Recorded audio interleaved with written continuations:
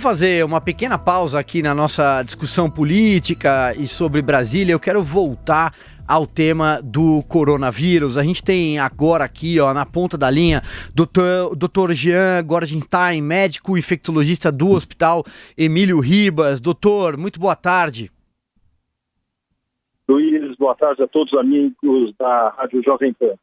Pois bem, doutor, há um grande alerta, né? E tem muita gente preocupada, e desde já eu agradeço a gentileza do senhor de estar conversando aqui com a gente na Jovem Pan para tentar entender o que é essa decisão, né, da Organização Mundial de Saúde de declarar uma emergência de saúde pública internacional.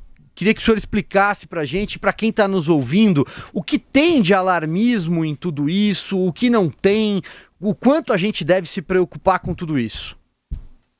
A primeira questão é que nós vivemos num mundo globalizado. As pessoas têm uma facilitação, através de meios aéreos e marítimos, de se deslocarem nos vários continentes. E hoje, pelo meio aéreo, a velocidade de viagem acabam sendo muito maiores e os vírus vão juntos, sem pagar passagem.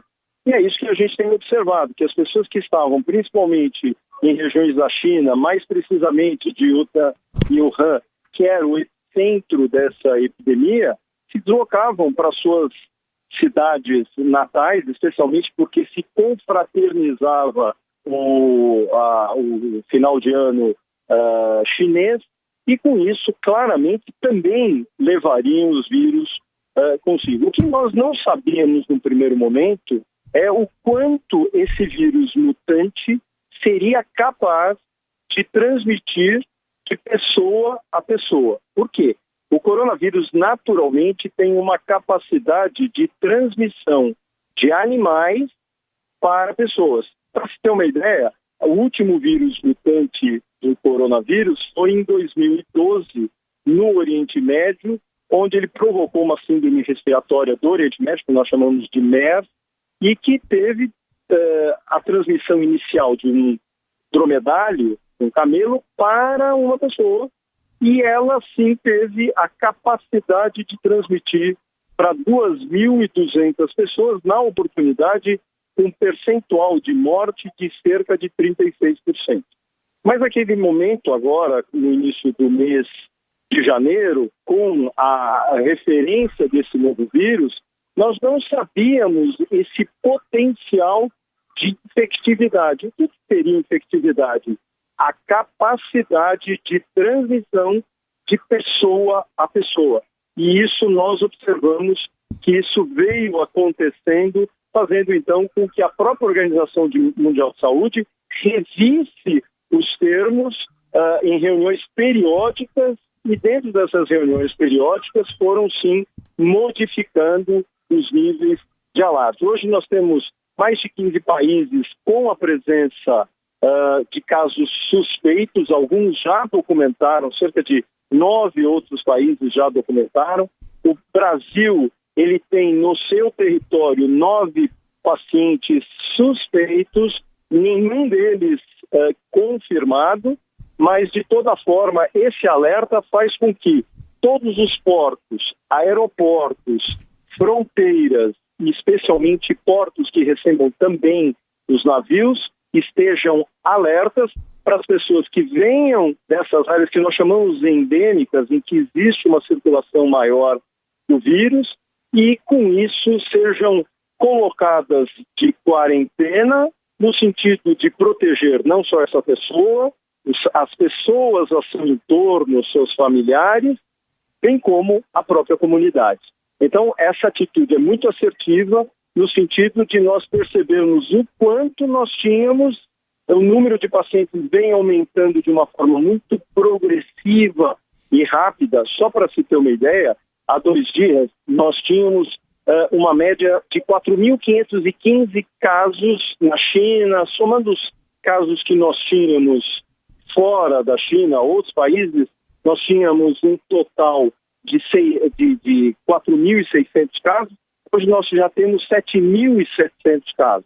O número de mortes que nós tínhamos há 2 dias eram 106, hoje nós já temos 170. Quer dizer, isso faz com que a gente olhe com outros olhos. Mas isso não quer dizer que nós tenhamos que criar alarde e preocupação. Nós temos que ter zelo, que é exatamente o objetivo desse alerta.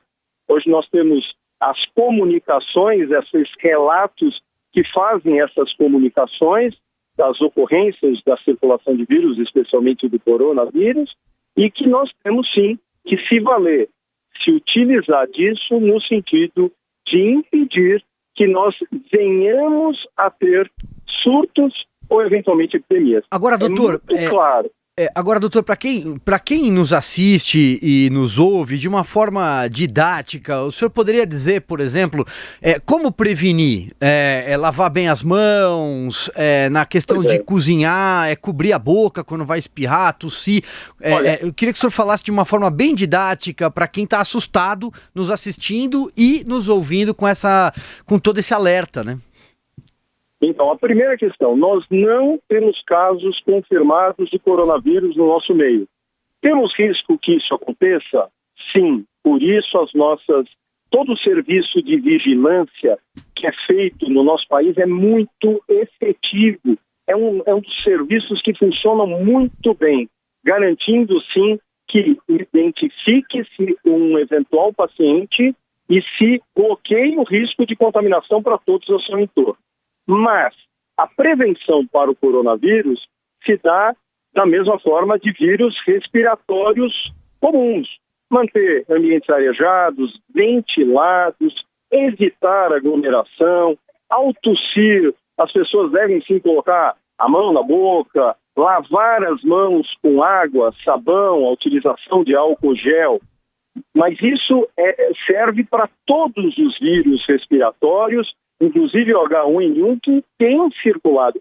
Só para se ter uma ideia, Luiz, muitos dos casos que têm sido creditados como possível, ou seja, são casos que nós chamamos de suspeitos, estão confirmando como H1N1, que é o vírus influenza sazonal, da gripe, aquele que era da gripe que nós vimos em 2009 e que circula no nosso meio em todos os meses do ano, inclusive nas temperaturas mais altas do verão.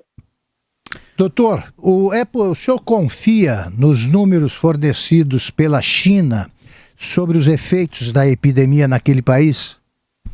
Augusto, inicialmente o próprio prefeito de Wuhan comentou que os dados foram subnotificados, foram pouco valorizados. Pode ser que nós tenhamos muito mais casos, e eu, sinceramente, acredito que os casos sejam ainda maiores, porque a maioria dos casos são casos muito brandos, são um resfriado comum. Eles acabam evoluindo de uma forma muito mais grave somente em alguns pacientes em especial. Por exemplo, pacientes são os extremos de idade, ou idosos, ou crianças de baixa idade, pessoas que já tenham alguma doença que nós chamamos de base, seja uma doença cardíaca, pulmonar, o diabetes, pacientes grávidas, imunossuprimidos. Então, esses indivíduos têm a forma grave de doença. Felizmente, o que se observou nessa manifestação desse coronavírus, que diferente do que nós vimos no coronavírus mutante de 2002, nós tínhamos mais ou menos 10% de mortalidade. Quando nós vimos em 2012, nós tínhamos 36% de mortalidade. Por enquanto, o que nós estamos vendo é 3,5% a 4%. Quer dizer, ele é grave em alguns grupos específicos. Por isso, eu acho, sim, que esses números são subdiagnosticados. Só para se ter uma ideia, a mesma coisa que nós falamos de gripe. A gente vai fazer diagnóstico de gripe daqueles que fizeram formas graves, que foram internados, aqueles que evoluíram a óbito. Mas quantos são aqueles que têm uma gripe de uma forma mais branda e não procuram os serviços de saúde? Talvez isso realmente esteja acontecendo naquela localidade. Muito bem, quero agradecer então o Dr. Jean Gorenstein, médico infectologista do Hospital Emílio Ribas. Muito obrigado, doutor. Imagina, um grande abraço e parabéns à Jovem Pan pelo serviço de utilidade pública.